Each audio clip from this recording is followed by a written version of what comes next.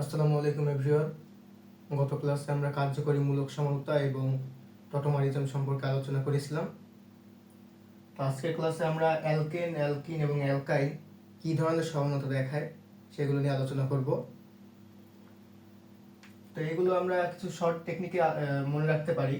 যেমন অ্যালকেনের ক্ষেত্রে আলোচনা দিয়ে মনে রাখতে পারি, অ্যালকিনের ক্ষেত্রে অজানা দিয়ে মনে রাখতে পারি এবং অ্যালকাইনের ক্ষেত্রে অবশ এই শব্দটা দিয়ে মনে রাখতে পারি যে কোনটা কোন সমানতা দেখায়। তো অ্যালকেন থেকে শুরু করি। অ্যালকেন আলোচনা, আলোতে আলোক সমানুতা এবং চতে চেইন বা শিকল সমানুতা দেখায়। কিভাবে দেখায় সেটা আমরা দেখবো। টেকনিকটা দেখি। প্রথমে আমাদের অ্যালকেনটা আইডেন্টিফাই করতে হবে। তো অ্যালকেন আমরা আইডেন্টিফাই করি CnH2n+2। এইটা দিয়ে আমরা চেক করব যে এটা আসলে অ্যালকেন কিনা। তারপরে আমরা আলোচনা দিয়ে মাথায় আনবো যে আলোক সমানুতা দেখাবে বা চেইন সমানুতা দেখাবে। তো C4H10, তো এটা একটা অ্যালকেন বা বিউটেন। প্রথমে CH3 CH2 CH2 CH3 একটা অ্যালকেনের বিউটেনের সংকেত। এবং এটা যদি আমরা শিকল সমাণু বানাই তো CH3 CH CH3 CH3 মানে এটা একটা শিকল সমানুতা দেখাচ্ছে। C5H12 এর ক্ষেত্রে CH3 পেন্টেনের সংকেত। এরপরে আরো দুইটা সমাণু উৎপন্ন হয়েছে, সেটা CH3 CH3 CH2 CH3। তারপরে এখানে আছে এইটা হচ্ছে নিওপেন্টেন। এই দুইটা হচ্ছে শিকল সমাণু, মানে এরা হচ্ছে শিকল সমানুতা দেখাচ্ছে। তো এইটার ক্ষেত্রে বিউটেনের ক্ষেত্রে আমরা দুইটা সমাণু পেয়েছি, আর পেন্টেনের ক্ষেত্রে আমরা তিনটা সমাণু পেয়েছি। এরপরে যদি অ্যালকিনের ক্ষেত্রে আসি, এটা আমরা মনে রাখবো অজানা দিয়ে। সরলতা অবস্থান সমানুতা এবং বর্গাকার আকারে জ্যামিতিক সমানুতা। তো টেকনিক, প্রথমে আমরা অ্যালকিন আইডেন্টিফাই করব, CnH2n দিয়ে চেক করব যে এটা আসলে অ্যালকিন কিনা। তারপরে আমরা মাথায় আনবো যে এটা অবস্থান সমানুতা দেখাবে অথবা জ্যামিতিক সমানুতা দেখাতে পারে।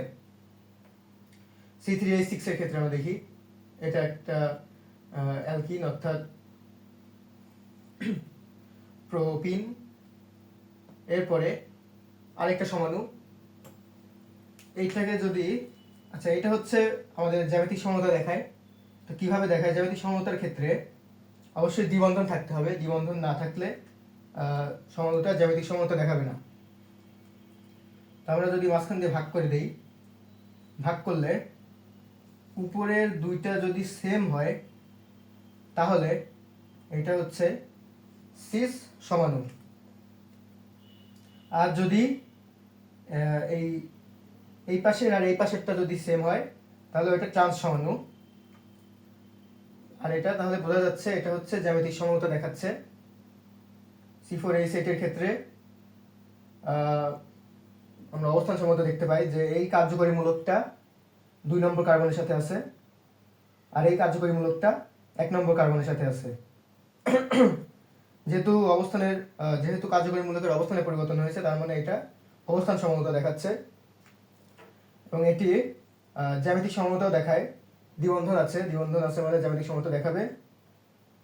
তো মধ্যে থেকে যদি ভাগ করি তাহলে এই উপরের দুইটা অথবা নিচের দুইটা যেহেতু মিল আছে, তার মানে এটা সিস সমানুতা, মানে সিস সমাণু, ফলে এটা জ্যামিতিক সমানুতা দেখাচ্ছে। অ্যালকাইনের ক্ষেত্রে আমরা অবশ দিয়ে মনে রাখবো, অবতে অবস্থান সমানুতা দেখাবে আর তাহলে ওর সাথে শিকল সমানুতা দেখাবে। টেকনিক, প্রথমে অ্যালকাইন আমরা আইডেন্টিফাই করব, CnH2n-2 এটা দিয়ে চেক করব যে আসলে অ্যালকাইন কিনা। চেক করার পরে আমরা দেখব কয়টা সমাণু হয় এবং কি কি সমানুতা দেখাচ্ছে। C4H6 এর ক্ষেত্রে আমরা দেখি CH3 CH2 C CH এই একটা সমাণু উৎপন্ন করলো এবং এখানে আরেকটা সমাণু উৎপন্ন করলো। দুইটা সমাণুর এটা হচ্ছে এই কার্যকরী মূলকটা 1 নম্বর কার্বনের সাথে আছে, আর এই কার্যকরী মূলকটা 2 নম্বর কার্বনের সাথে আছে। যেহেতু কার্যকরী মূলকের অবস্থানে পরিবর্তন হয়েছে, তার মানে এটা একটা অবস্থান সমানুতা দেখাচ্ছে। এরপরে C5H8 এর ক্ষেত্রে এখানেও হচ্ছে অবস্থান সমানতা দেখাচ্ছে, CH3 bond, CH2 bond, CH2 bond, C triple bond, CH আরেকটা আছে, এটা হচ্ছে এই কার্যকরী মূলকটা 1 নম্বর কার্বনের সাথে আছে, আর এই কার্যকরী মূলকটা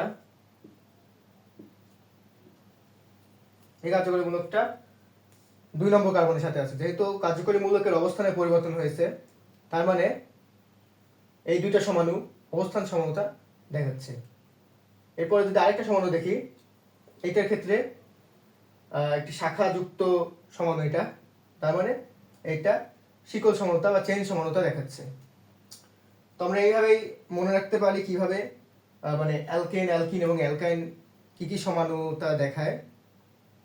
এমনিতে তো আসলে গাঠনিক সমানুতা 5টা আর স্টেরিও সমানুতা 2টা, এই 7টা সমানুতার মধ্যে আমরা আসলে বুঝতে পারবো না পরীক্ষার হলে যে কোনটা কোন সমানুতা দেখায়।